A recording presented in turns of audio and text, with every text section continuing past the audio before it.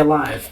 I'm gonna be more terrifying. That's what I came to the understanding of, dude. Is that that's what mamas do. That's what parents do. It's like how am I gonna make sure that my child has the best life? I'm gonna be the most terrifying thing they could ever imagine.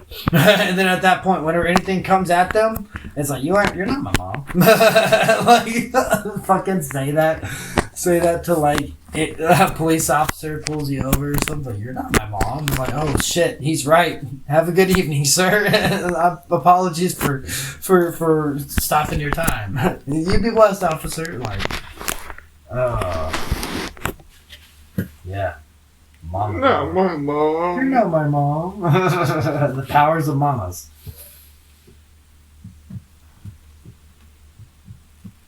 That's the thing about all the holidays and whatnot. It's like, hey, you know how you feel on that day? You know, being a mama? Okay, feel like that every day. Now treat your kids like that every day. You know? For Father's Day, hey, you know how you like for your dad and all that kind of stuff? Do that every day for your kids. There you go. What do you mean? It was always kind of silly growing up. And calendars, you see these holidays, and you go to stores, and it's like, good Lord, guys, you already have Easter up. It's like, wait, is it April already? Oh no, it was St. Patrick's Day weekend. Where was the St. Patrick's Day stuff? Like, good Lord, like, I went to HEB, and it was just like that. It's like people put too much. Well, it's all the government's doing for money benefits. So I feel like. So that's one layer of thinking about it. Now, kind of having gone and being super scrutinous and granted, you can celebrate them without spending the money for it. No one's forcing you to go to the store and buy things, but you know, the day like Easter, fucking St. Patrick's Day, you got Black Friday, you got all these random special days. I'm not considering like Christmas or Thanksgiving one, because those are like what tradition days you got. Well, those are that like a holiday comes from the word of holy day. Yeah, and that's the point, and I see exactly what you're saying. The point that a lot of people, and used to be that same kind of perspective, is that, oh, you know, all these places doing all that. And it's like, well, those things are out there to help to give a reminder. People get financial gain from it. Don't worry about that. And that doesn't matter. I mean, it's these corporate companies that are... Well, I'm explaining... what I'm explaining is the point that you are to really pay attention to is that you should feel that same holiday feeling every day. Who's stopping you? Why do you need someone to tell you, oh, hey, it's Mother's Day, to feel like loving like for a mother? Oh, hey, it's Easter. Why do you have to think of every day? It's not about necessarily the feeling. It's more of making the day extra special, because if you're making every single day extra special, wouldn't that be exhausting on the other person and yourself? That's if you're overcomplicating it.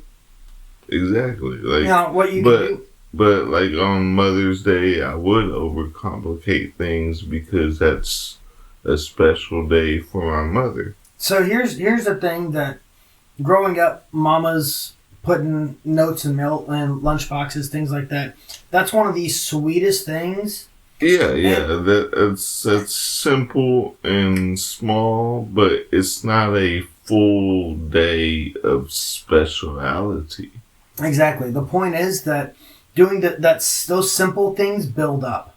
Those simple things make. I see what you're saying. Yeah, that's and you're still not understanding what I'm saying. I feel like sure, we can do all these special things every day, like small things, but it's still nice to have a dedicated day for them, so you're not doing it every day of the year. Like, could you imagine a Christmas every day of the year? Could you imagine a Thanksgiving every day of the year? As a kid, yeah. That'd be rough on the individual who has to prep everything in you got yeah, 6 members of a family coming from different cities to meet up. That rarely ever happens. So I have a question for you.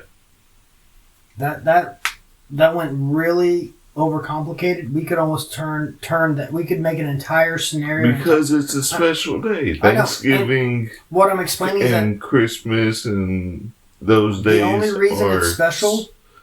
The only true reason that it's special is because of the person that subscribes to it being successful. But we can't. We're not designed. The way we're living is not designed to have those extravagant days every day of the year. Now here's the kicker. We've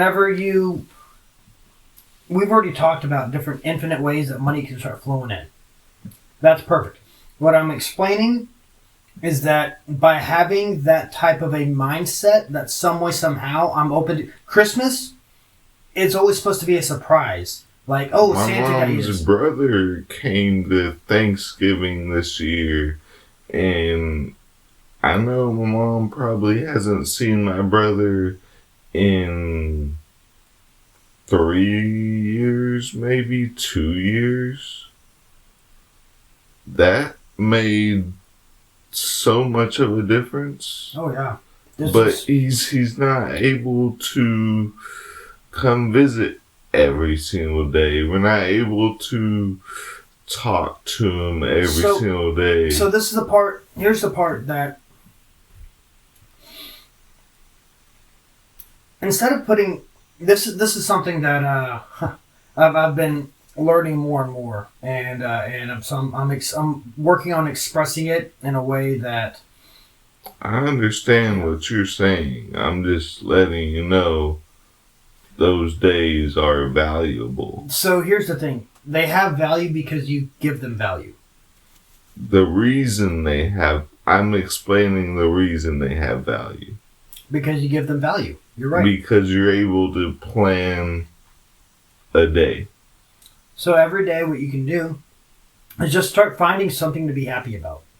Imagine every day is Christmas. And this is what I'm explaining. I'm not saying to go out and buy everything. That's not what I'm saying. No. I'm gonna let you finish, and then I was gonna say what I was gonna say.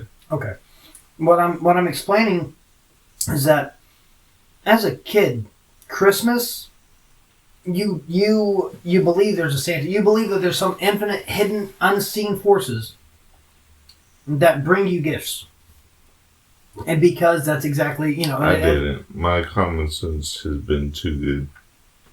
So, here's the thing.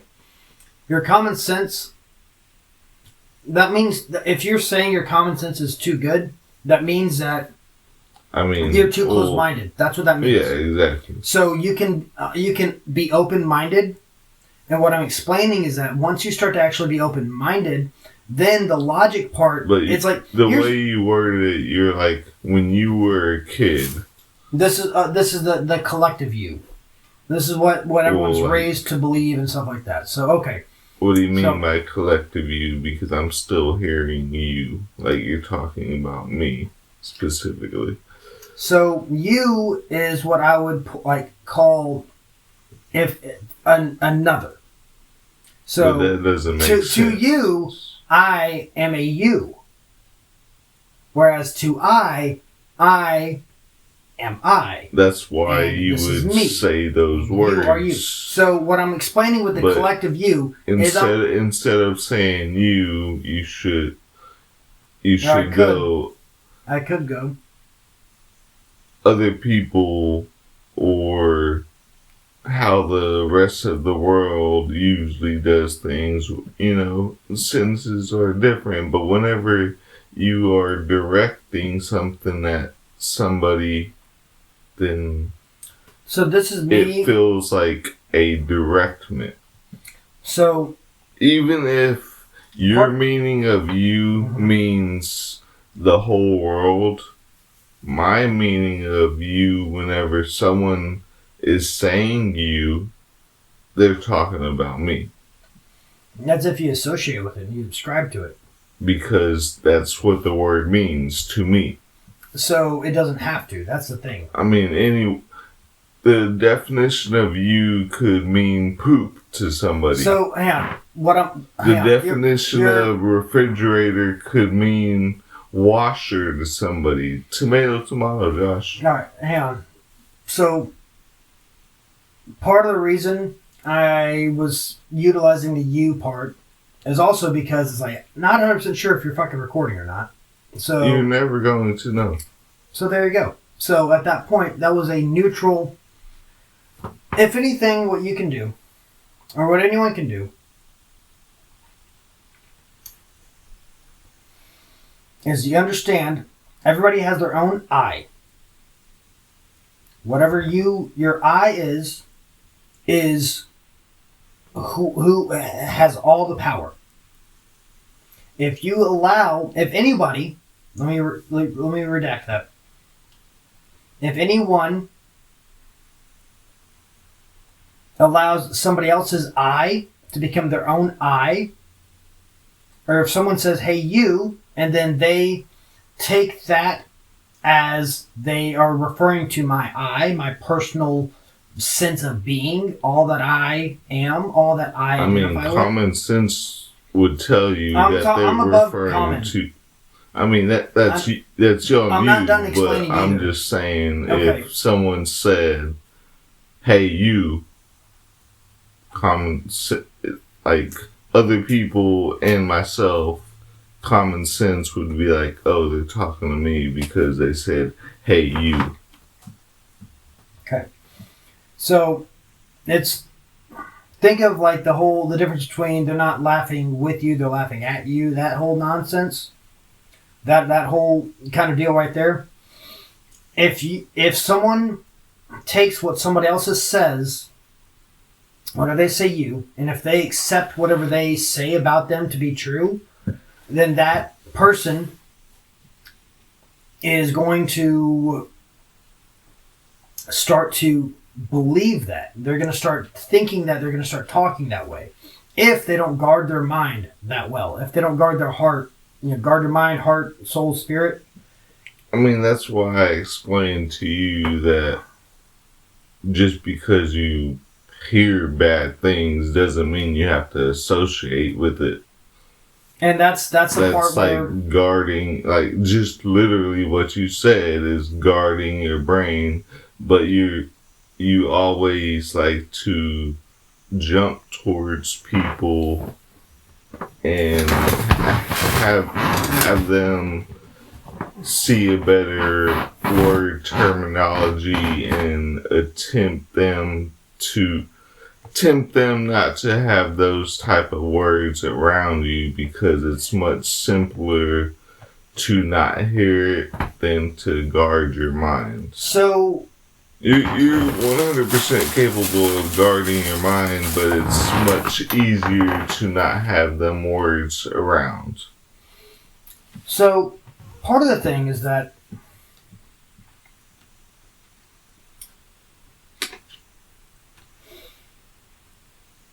first of all, I do not always jump down any of that because I am capable of growth. So being mindful that limiting beliefs and limiting words are something that I do not ascribe to. I mean, in my opinion... Everyone has their opinion, and that's beautiful. It would be extra asshole of me to point out every single time you're jumping at somebody. So, but I could most definitely do that. it's easy to pick fault. See exactly. And so this is what I'm exactly. So, but that being said, you would see that 90%, if not majority of the time, you react to friends or other people's negativity rather than block your mind from it.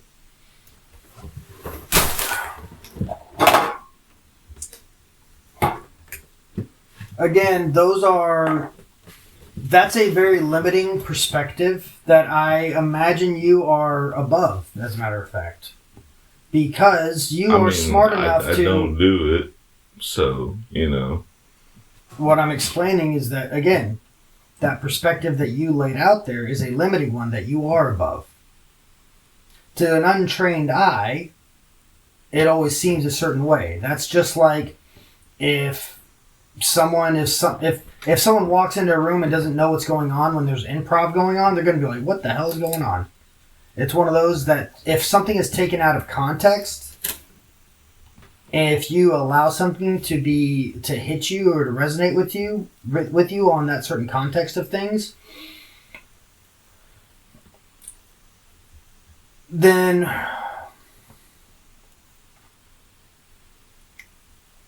that's externalizing power.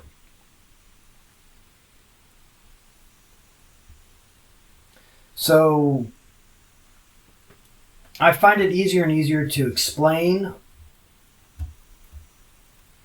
methods for others and ways for me to even understand, because a teacher and a student, or just it takes two to tango. Any interactions, there's some form of that's an interaction. That is a life thing, and at that point, it happened for some odd reason.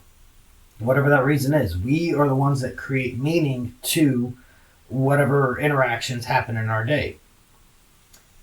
And whatever we believe to be true about reality, whatever we fell asleep with, believing to be true about reality, is what comes to the daily life. Whatever you fall asleep with, believing in your heart to be true, and if it's persisted in long enough, then that becomes a part of your habits and your speech patterns and what you do. And the way, by being mindful of guarding your heart and your mind, it's one of those that if something happens during the day, it is more beneficial to almost, as you go to sleep, reimagine the day.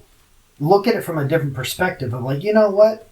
Maybe that person, that if there was this kind of a discussion or argument, maybe that was a vibe check for me, and I was being a vibe check for them. I like how we were discussing holidays and we got to this topic. Well, again, that's the vibe check part. That's hilarious. I mean, because it can flow to that. So, literally vibe checking. It's like, okay, if looking at interactions as if it's okay, this is testing the waters. Who am I? This interaction is testing my waters. Okay, who I really am. Am I the type to raise my voice? It happened in the past, but is that who I am? Well, when I was learning to walk, I tripped. That doesn't mean I am the Mr. Trippy. It's just a part of it. You can be Mr. Smiley. Boom, there you go. I always am. So, creating your own identity and reforming it so that you can literally enjoy life how you're supposed to. Because that's that's one thing that I love. Like I said, John 3:17, the verse after John 3:16, for God so loved the world he gave his own, that everyone knows that one. The next verse says, God sent his son into the world not to judge it, but to transform it, to enjoy it, to live as love. And it's like, all right. And it's literally one of those where it all makes sense. Okay, if something's not going a certain way, Just reimagine it. Don't As you go to forget there's 2 liters right there. Oh, thank you. I don't know if you're aware or not. But Always. it seems like... We can actually put those in there probably now. Put what in? Oh. Well, then I'll... That was my plan all along.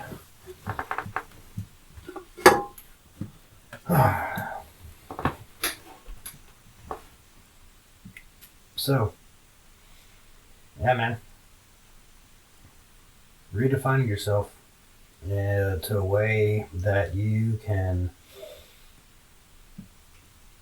It's literally just growth. Growth?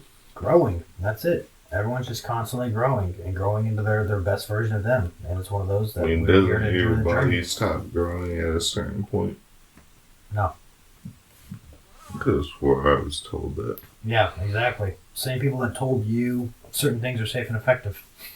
I mean, The science, yeah, okay. The seers, or are you going to trust, like... it's not necessarily like trusting. It's just like my body's gonna grow whether It's on autopilot. And the thing is that... Yeah, it's on autopilot. So the subconscious is what runs the rest of the body's functions. Your subconscious mind does that. So if your subconscious mind believes something about your health to be true, it's going to manifest. I've seen it. And at that point, it is very beneficial and it is very useful to literally start redefining and start exercising gratitude. The reason why the Bible, God's Word explains you are to take on the identity of Christ and to be a part of the family of Christ, a part of the family of God, is what happens is there's such a belief around who Christ is. The name Christ means enlightened one. So, being a part of the enlightened one, which God is the enlightened one. It's funny how you enlightened one is being spoken now, and on Dark Souls we are the enlightened ones. Or something like that. The ashen ones. Oh, the ashen ones. Yeah. Think of it like a phoenix. Every night we go to sleep, that's the birth cycle. When you wake up, that's the rebirth. And all of us are phoenixes that way. These bodies are just the claymation versions of the phoenix. So again, that's what you do is you figure out who you really are, define who you really are, and stay true to that, and allow for that person to be the one that takes over. Okay, I'm loving. I'm loved. Why am I loving? Why am I loved? Okay, at that point, now that I've asked that question, I get to start to see these opportunities. You see friends, families, loved ones. You see all sorts of different opportunities. When we exercise gratitude, when you ask the right questions, you start to receive the right answers. Whatever question you ask, you're going to find an answer. Period. I'm surprised I didn't get pinched. You said it was Saint Patrick's Day somewhere yesterday, today. Yeah. I'm Irish. And that said, there's a good distance over there. I don't feel like getting up and pinching. It's either today or yesterday.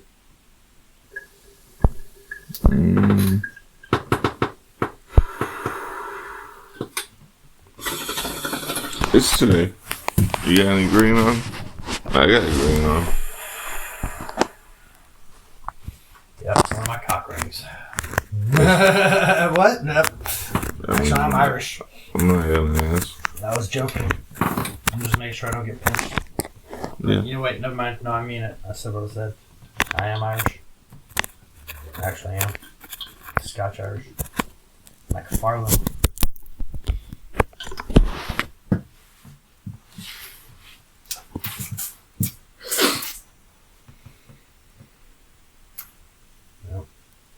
See, look, I got green on. Oh yeah, yeah. I saw those last night too. And then I got the pajamas on. They got some green somewhere. Yeah. By the way, ha! Back! You're not wearing it. I am too! Ah! Oh, he keistered it now, why? Anyone need a light? No. I got my own lighter. That's one way to make sure people keep their own lighters. I guarantee you, if a friend ever sees you keister a lighter, they will never ask for that lighter or to borrow a lighter from you ever again. Like, word of advice. not even see you keister it, just like fucking pull out from the keister. Yeah. No, I'm good. I'm good. Oh, okay. Whoa. Just put it back. Oh, no. Oh, that's terrible. That is terrible. Why would you suggest it? I would not. Not the type of person to suggest such a thing.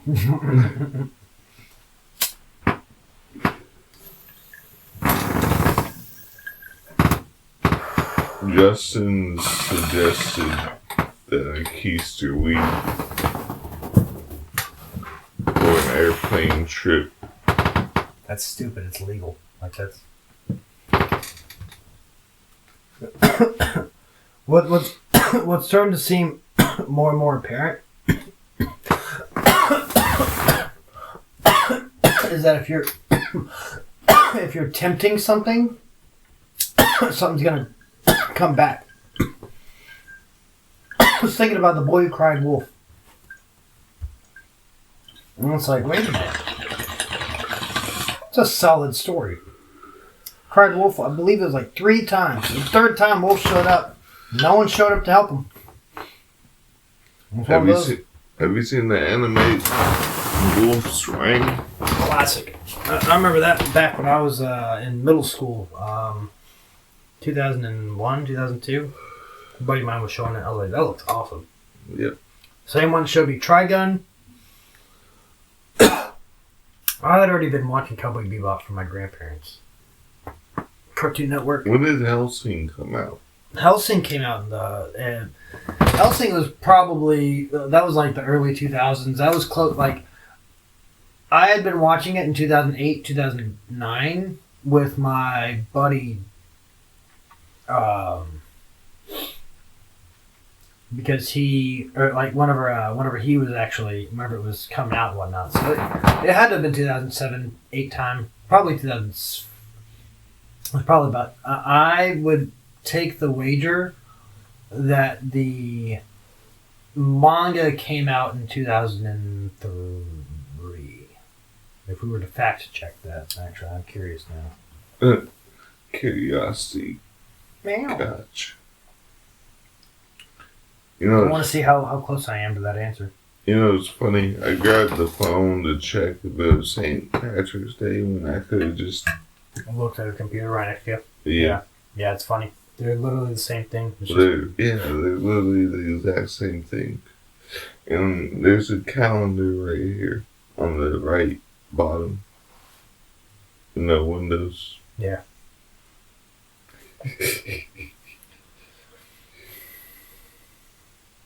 Like you wouldn't know Windows. You don't say. So, hey, what software are you running? Linux, Windows 7, XP. You know, I got the best of them. Yeah, buddy.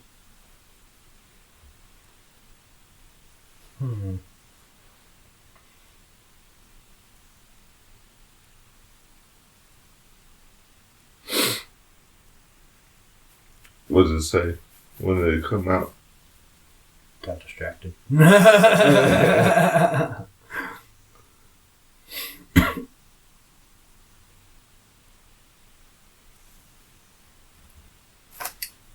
What was that? Your coffee thing? Correct.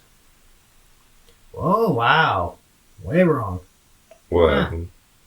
April of 1997 to September of 2008. Was the manga? Yep. See when the anime. Probably 2008.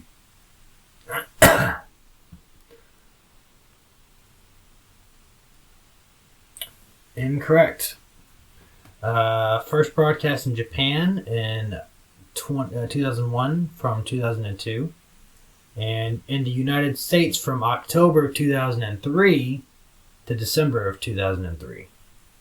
Nice. So the 2003 inside of me was that, like, I was like, oh man, it had to have been 2003, but it's not the manga, it was the anime. That's interesting.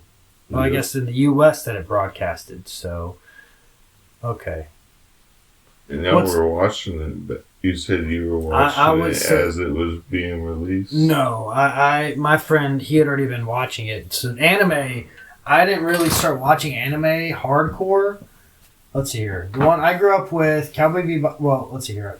There was that one solid one. Anyways, Cowboy Bebop. Just the Cartoon Network stuff. And then also Dragon Ball Z, which was on Toonami. So the Toonami stuff. When did you get huge into Berserk, by the way? That was whenever I was just getting into high school. That was like the summer. Well, so that was 2003, 2002. Was that 13, 14? 2003. Yeah, so 2003, 2004.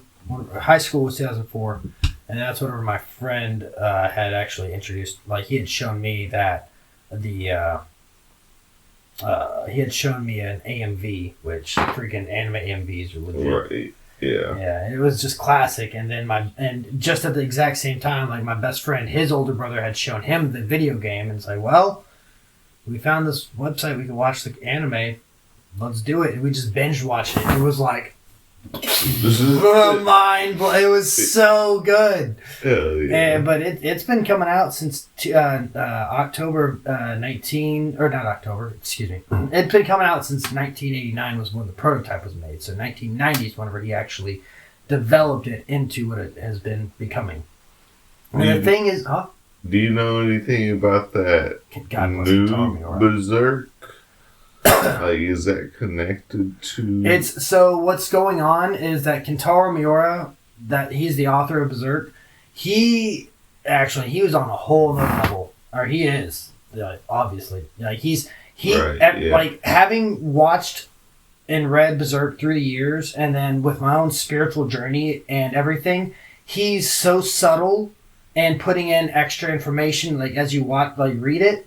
And it's like, wait a minute. And then because I enjoy studies, started studying into all the esoteric hidden stuff he was throwing in there. And I'm like, okay, I come up with a biblical background, and then this guy's coming in with this. And I'm just like, And it's like, and then he ended up, passing on from here on to the next level, and which we're all headed. It's one of those that it merges. We're good. It's like, oh, sweet, we're solid, And he passed the torch to his best friend, and his best friend, it was one of those that, like, this is, oh my goodness. Oh. This is literally the only way that I would have ever imagined, like, the series, how it would have gone. Like, for his best friend to take over. Because it was one of those that, like, a friend and I used to joke about, if he passes on before he ever finishes, haha. Don't joke about stupid shit like that. That's what I learned. If you joke about something, it's going to come to fruition. It happened. And then the thing was, like, whenever we talked about that, my brain went to logical, if that happened, it'd have to be his best friend that would have to finish. And because he talked about his best friend all the time, he explained how much his best friend it was such an inspiration for making Berserk to begin with. I remember reading about his best friend, and then finally getting to see his best friend speak. That was a touching moment. Like, his best friend saying, "Kentaro passed the mantle to me. This is for him." And it was like, it's like, dude, and it's like, and he showed us the story about how Kentaro was always inspiring him to do it, and to get into manga and stuff like that, and how he'd always bounce ideas off of him for the story and everything. So it was one of those that, like, it was almost planned, bro. It's just so poetic and so, anime and manga is just so on the nose in the flow in so many ways. Like the authors, like and it's what it is it's that positivity. They're paying it forward. Those people that inspired them to create something that's beautiful that would inspire others along the way to finding themselves again. And that's what's like, that's the beautiful, brilliant part. You know? Exactly. Good deal. Could you imagine how many people they helped out with that anime and how many fans and supporters and Berserk lovers there are in the world? Oh, dude. Hundreds millions, if not millions. So here's the kicker, man, is that honestly it only ever takes one person to be inspired. Because what happens is when that one person is inspired, then that spark of love inside of them reignites. And then at that point, it's like, you know what? You guys, everyone that tries to put these limiting doubts, thoughts, and beliefs and all that, and it's like, nah. You know? Like, it is a good day. Some way, somehow, everything always turns out even better. It's like, who are you to say, who are you to judge the day? If you're judging it, that means you're not going to get to enjoy it. And it's like, you know what? I'm chilling. I'm relaxing. There is always a positive somewhere, you know? Something happens for a reason, you know? And so, yeah. Just even, like, with Berserk, like, literally huge inspiration for me as a kid. And with that story, literally, it's just, the whole story is just remember within yourself. Remember to Ember. Remember to Ember. Boom. Even Dark Souls was inspired by that. And the way they tell the story in that is absolutely stunning and beautiful too. And it's just like, good lord. That's a great game. Absolutely. Great game series, period. Like great developers. I would say one or two, but the third, you know, dude, top tier. Yeah. Honestly, like I'm excited to eventually go back and play Demon's Soul. And then they have another game, and it was a first-person RPG, actually. It was, like, way back in the day. That's where the Moonlight Greatsword came from. That's what I love, is that they've kept us, like, the developers have kept, like, one sword through the entirety of the series, and it's, like, that is a love to your craft. Dude, I do appreciate how they actually brought Lovecraftian stuff in there, too. Mm-hmm.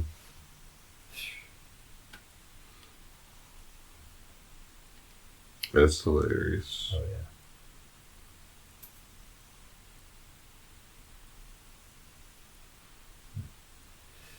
Yeah, because they, they used, Bloodborne is the one that has the very Lovecraft feel to it. Bloodborne? Yeah. It basically... That's a game? Oh, yeah. What's that game about? Bloodborne is... Is it from software? Yeah. It's the same Soul series, guys. Okay. Yeah, so in this one, it's a similar story to, you know, all of them, where, you know, oh, hey, you're waking up here, and there's, you know, you just don't know what's going on, and now you're in this scenario, and you got to figure it out. Within Bloodborne, you keep hearing about, like, this blood church and all of this stuff. Like, it seems like you're around a bunch of, like, weird zombified kind of weird stuff going on. A lot of occultic kind of scientific weirdness. When was the last time you played that game? Good lord, that had to have been, let's see here. It's been a while. That was back when it came out, yeah. And you still have that much memory of it? That's crazy. Yeah, well, I mean, it's one of those that if something resonates with you, then it resonates with you. And even with that, sometimes you say, you know what, I really enjoyed the story. I'd like to at least go back and see someone else's point of view, or maybe get a review of it, or, you know, what details did I miss, you know, like, or let me just get someone that's just narrating it, in some way, and then maybe I'll find some details or I'll remember something. So you've seen gameplay of it as well? More of, I don't really watch people's gameplay because I play games. I prefer to have kind of my own flow style. I don't really prefer watching people's gameplay. It's not mine, not my cup of tea. Cinematics. I learned from watching people. Yeah, it is helpful. One of the things that I have noticed that's helped me out a lot is looking back at things that, like, at past gameplay of me doing something awesome, and then, remembering that, and then feeling that, like, there's something to be said about the whole monkey see, monkey do, and then if you associate yourself to it too. There was this Riven player on League of Legends, Box, and he was the first person to learn quick animations with Riven. Oh yeah, good lord, yeah. No one knew how to at the time because League was so brand new to the world. Yeah. No one knew how to do the same mechanics or were willing to train themselves to do that mechanic. Yeah. Or even stumble upon it on accident too. Right. Yeah. Which is great. So he found himself being getting a lot of attention and becoming a top tier player at the time. That's awesome. Just because he figured that out. Yeah. That's cool. That's just like in Halo 2 when people figured out BXR. So what happens is you hit B, which is a melee. You hit melee, and then you hit X to start the reload animation, which would stop the melee animation, so it'd start reloading. But then you hit R, so you shoot, and so it was like a cancel / buffer. It was a buffer cancel in order for you to actually do a quick melee and shoot. So BXR. And people, I remember practicing that over and over again. Like whenever we figured that out, like people figured it out, learned about it. Like, yeah, man, it's solid. And I actually have a VHS tape of me figuring out how to like float in Halo 2, or at least stand still in air in Halo 2. And it was like, what? So didn't understand fully why. It probably has something to do with the animation state, and it was on Classic Halo 2 on the Xbox. But you jump and you left trigger really quickly in a certain way, and even if you have no grenades, eventually you'll do it, and then you'll just be standing in the air, and you can spin around. But as soon as you tap the thumbstick to move, you fall. Always liked I did manage to actually jump. Like it was like, so you can get really high doing it. You can actually. It was at the top of Gold Lift, or at the top of Lift on Blackout, where I was really messing around with this, and you can literally just get above the doorway so they can't see you, just because you can. It's so great, so fun. Anyway, you did what now? I always liked attempting to learn different controller holding methods. Like I remember they had the claw.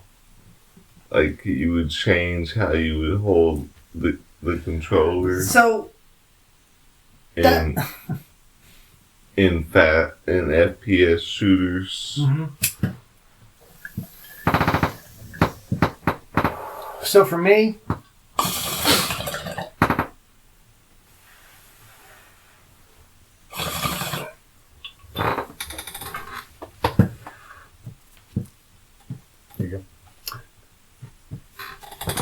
whenever you're a kid and you're holding a Super Nintendo controller and your mom shows up with some Tostinos or some sliced pizza or some pizza rolls or something like that, you're going to play with one hand. You're going to eat. You're like, I got the TV living to myself. I'm playing my game. I'm eating. So that's different. That's like the block. You would find, and then what would happen is like if you're like really you're like, oh man, I've got so much time. It's like I want to do two things at once. You're like, I want to how can I play this game one hand? So you start getting creative, and this is again back before I had access to a computer. This was it was one of those where it's Super Nintendo. It's just you and that console. There's no other players. And there's a beauty in that when you have a game, when you're playing a game and no one else is playing it that you see. It's one of those where you're just like, it's just me. You don't have someone else's input. You're getting to actually just be a part of the game experience purely. Yeah. There's beauty to it. And I'm so glad to have finally rediscovered that again because it was getting frustrating. Everyone getting on games and all that. It's like, wait a minute. You don't have to always take that. With that. That's why it's like solo games are still being made and still triumph over multiplayer. Yeah. It's because it's a medium of telling an amazing story. It really is. Like video games, because you feel the story more so because not only are you experiencing it like through the cinematics or through the story and all that, but you're playing as a character. You're getting to do those things. You're getting it, and the characters in the game are talking to you like you're the character. It's immersive. It's an immersive story. Like video games are an amazing way of telling great stories. That's and thankfully, I'm glad that story driving stories are being put out there. I'm glad that indie developers are still making games that are fun. And it's not just this world of AAA nonsense anymore. It's not just that. And thankfully, one thing that I can say about all those big ones, ESPN or I don't know why they popped up in, but any of those big like EA games or any of those big companies is that at least they're putting something out there, and with that, then people are like, it's a measure against. It's not a measure against, but it helps you to measure, okay, what do I like? So, okay, that's what's main. That's what's there. It's like, that's not my cup of tea, or that type of game, it's like it's mainstream. That's not my deal. Now it's opening you up to the infinite possibilities of what games are out there, Well, that's so that's in my opinion, that's another beauty of gaming. There's legitimately every type of game you can imagine. Yep. From literally like your board games, your card games, your racing games, your sports games, the whole genre is there and is being made for people to play, Yeah, and that right there fits exactly with the whole, they're on. If you got a vibe, there's a vibe to meet that out there.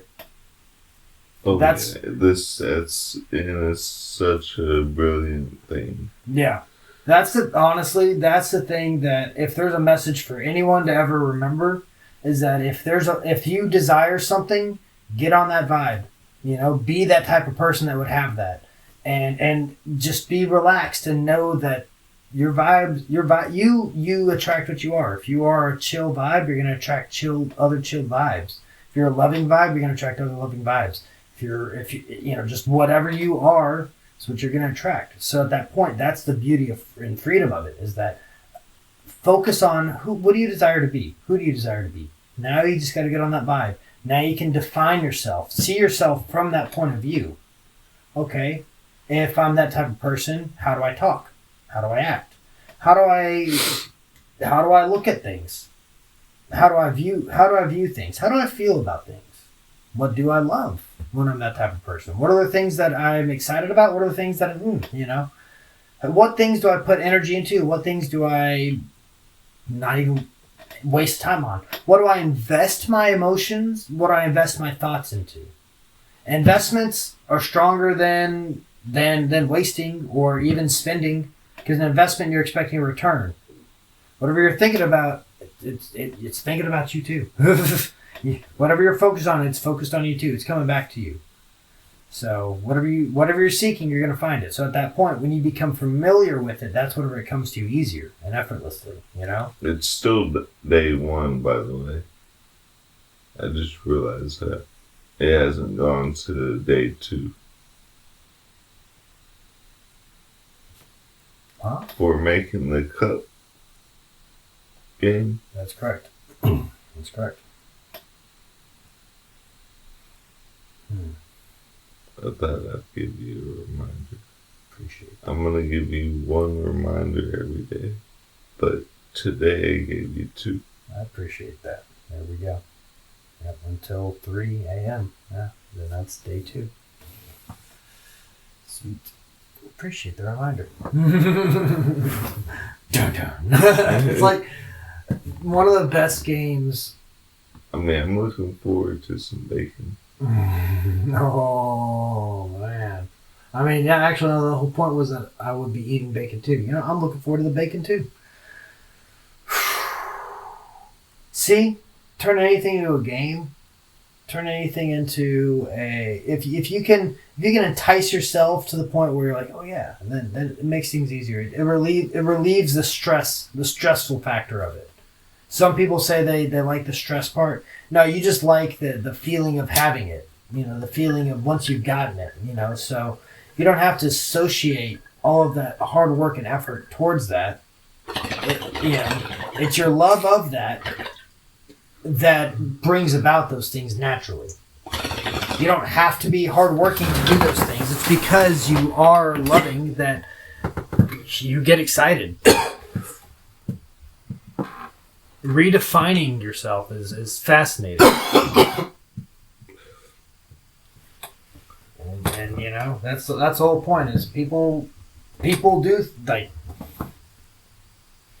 we're meant to constantly grow into the perfect beings of love that we are.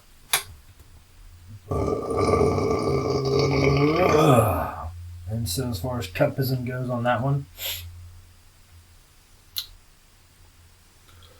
being familiar with the cup.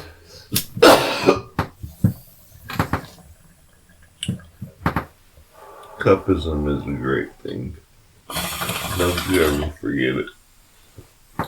You too, Ash. Better not forget it. Homie, it's impossible for me to forget about that. Because I am the cup. Oh, yeah. Yeah, that's right, Kep. I mean, that's right, Ash. You're the cup. We're all a cup. That's like I'm a dude. He's a dude. She's a dude. We're all dudes. Hey. Welcome to Good Burger, home of the Good Burger. Can I take your order? God, dog, dude. Oh. God bless them. That was, man, Good Burger 1 and 2. Ah. Yeah. Such good movies. That is a movie that when I saw Good Burger 2, that was perfect as far as like upping my vibe. Like he's like, that's right, man. Like they did the sometimes sequels or the second like the movie it recaptures it as just as good or yeah. I wouldn't say the opposite. Messes it up. Yeah. Wow. Sometimes that's the thing is that the opposite means the other would be true. So that's sometimes use that, flip it around, you know? It's like wordplay for your own sake. That's why I 10 o'clock. That's why I just ran with what you said. Yeah. But I couldn't resist. You're good. You chose not to resist, rather. You could resist anything you want. You just chose not to. Mm-hmm. Or as a part of your character not to. Yeah. Oh, man. Good times.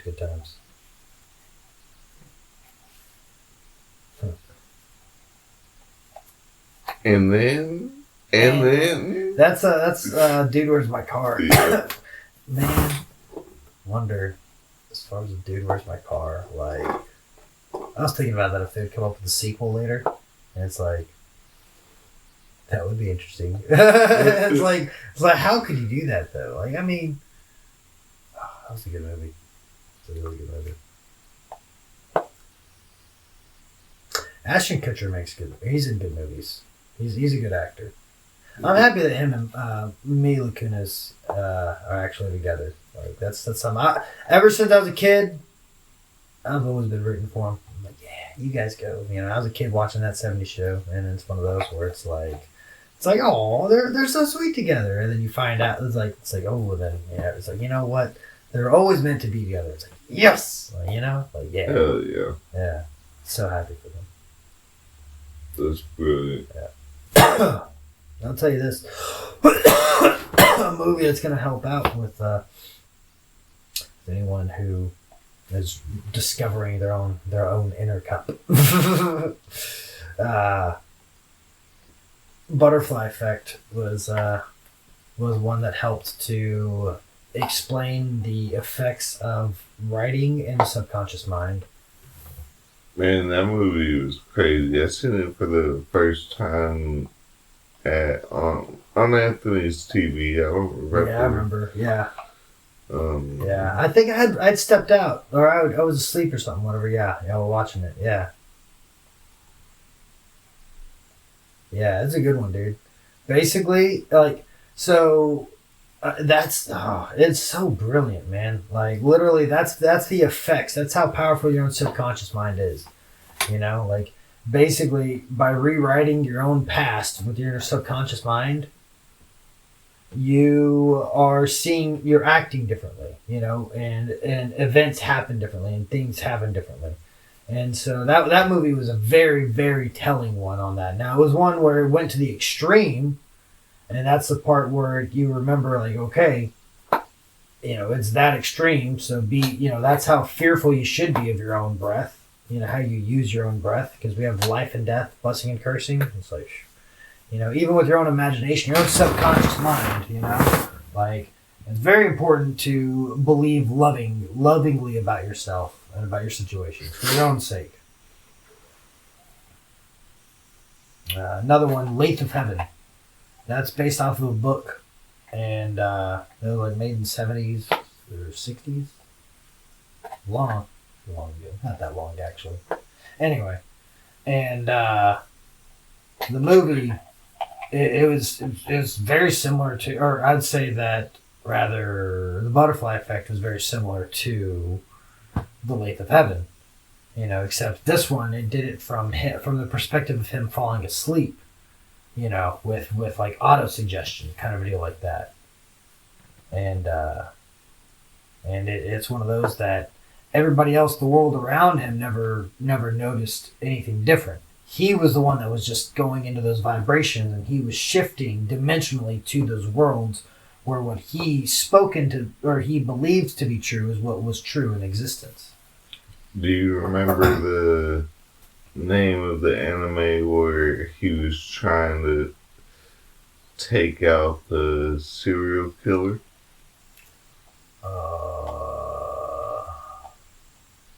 In the snowstorms? Oh yeah, that's ReZero. Mm-hmm.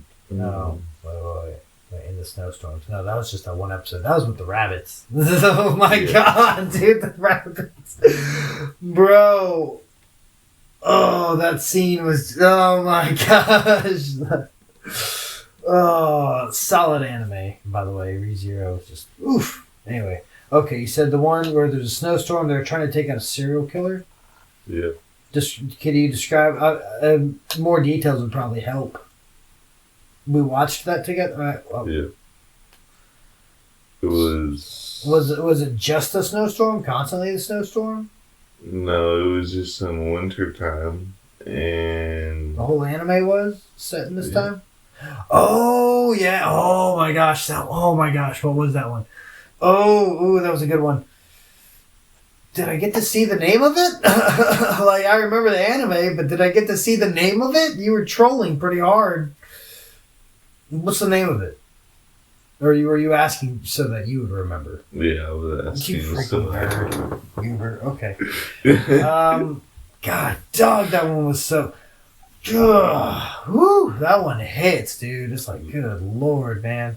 I feel like that one was like the Butterfly Effect, too. Yeah. Yeah. So essential and what's really cool about all of that is all of that is biblical too. You remember the name?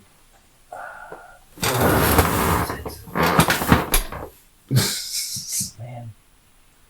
Okay. Anime. All right. Let's think of descriptors of it. Okay.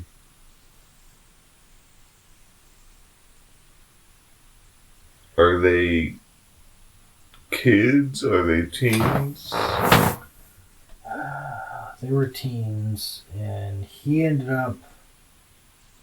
So I feel like I had seen that before, dude. Like that last scene was so familiar before we watched it. describe the last. I said last scene, like whenever. Oh well, this is a huge spoiler, but whatever. I mean, I guess we're already kind of giving those away.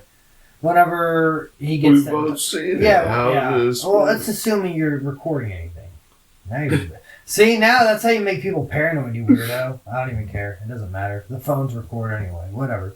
So, freaking anyway. The government is listening to us. Why do you? You know, that's the funny part too. Is that actually all of this stuff has been suggested by the government too. Even Steven is listening to us. We know he has a camera embedded. Did I get you paranoid about that? I was joking. I don't think he actually has that. I feel like it's literally just the vibe that we're on. It tracks him at certain times, and it's coincidental. I say coincidental. I mean, like, oh, it's so funny. Yeah, no, he. That part doesn't matter. So what I've come to the understanding of is that basically everything, the way everything has been set out was as a huge. There's a game of Sardini. If you don't want to find the name, yeah, you know what? Yes, please, because that's you're sitting there going on to like just bringing up nonsense, getting me sidetracked. That's on you. Yeah, you feel free to look it up. What did I bring up? You started bringing up the recording stuff. No, because I had said something, and then that's right. Okay. What was I? Man, that's funny.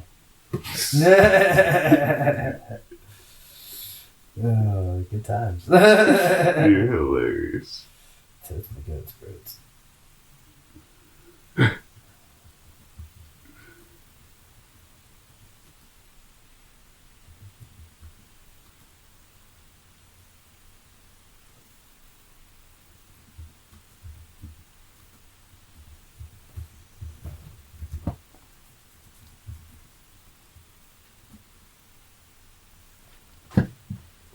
How do you spell cereal? SERIEL. Okay, that's what I was going to put. Yeah. Huh. It's interesting. I wonder what the etymology of that word is.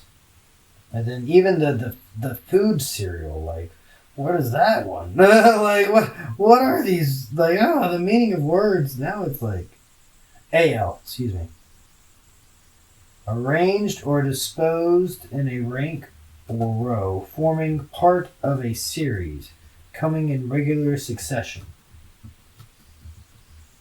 From series and then AL.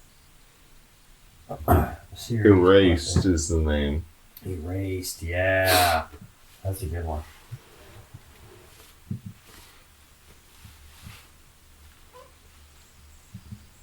I had an impeccable Google search. It was just like the one sentence done. Bang. Wunderbar. That's one thing I definitely say about public schools is that it did help me to understand how to teach myself better. Like, understand how to teach myself. That's one thing. And I feel that that's what's fascinating now with this understanding of things is that, okay,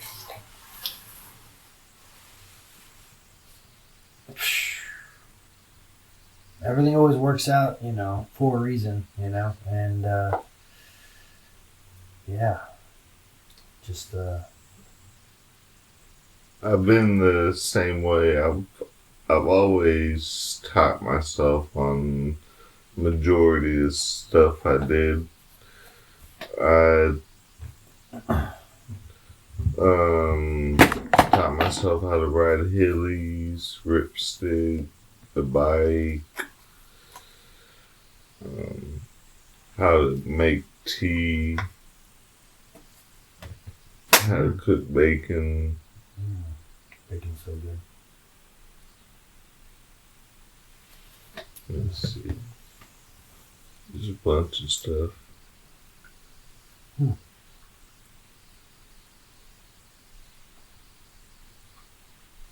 Yeah.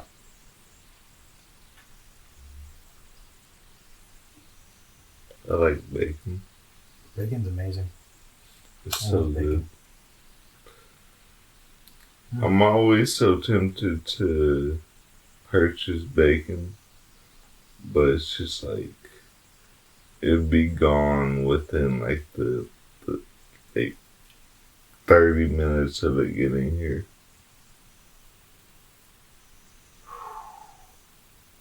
We would have to plan something so that would not happen. And we'd have to be committed to, no matter what, this is the plan with the bacon. We have X amount of bacon, and this is, and we drill before we ever buy the bacon.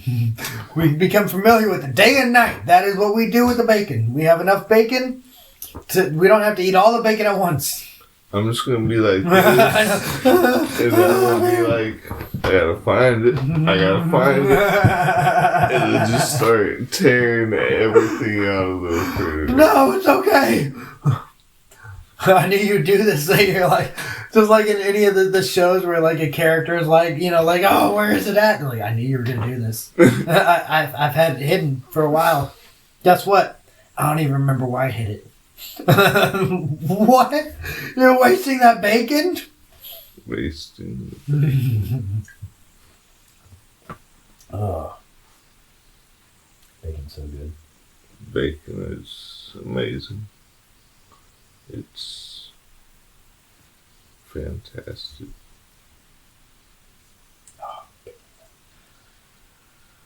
I know you know what those are meant for, right?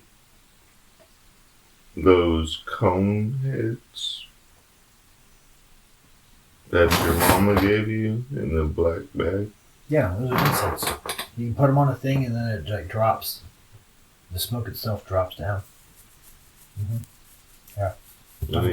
We need to find one or make one, like out of clay. Not sure. What's it? What is that thing with the butterfly? The Better Homes one. Next to the dog. This? Other side of it. That? Mm-hmm. It looks like for. I couldn't tell you. It's at a weird angle. So. More effort than oh. Word. But definitely could make one out of clay. Oh yeah. Oh yeah. I'm all for that again. Again, you already attempted it? No, I mean getting back into art and everything. Oh. I was making good stuff.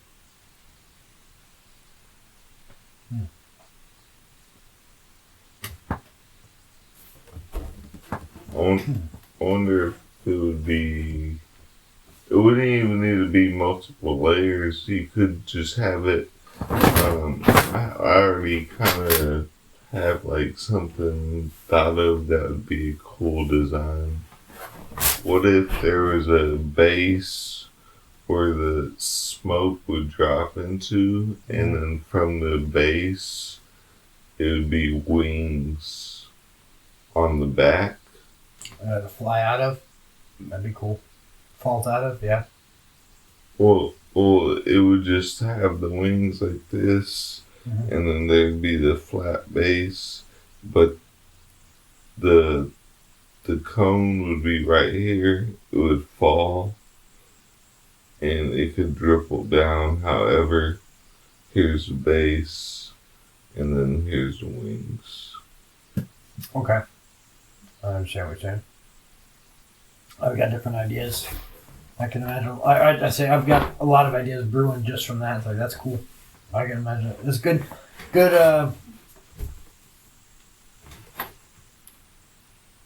Total make it a pterodactyl.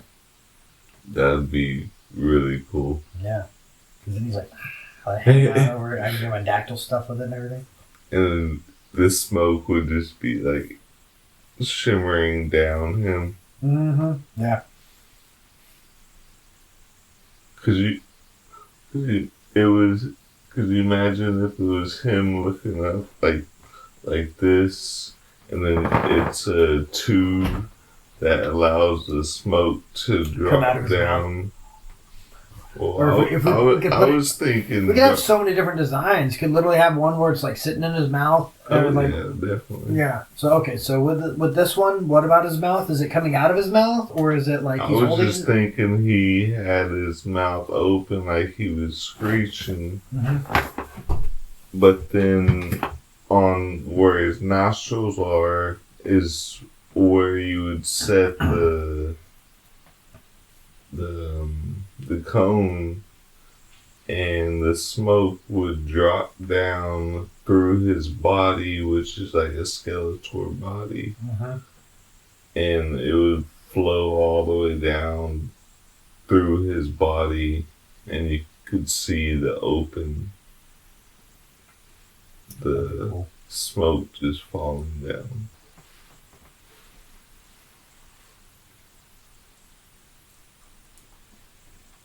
Because the smoke wouldn't necessarily be going up.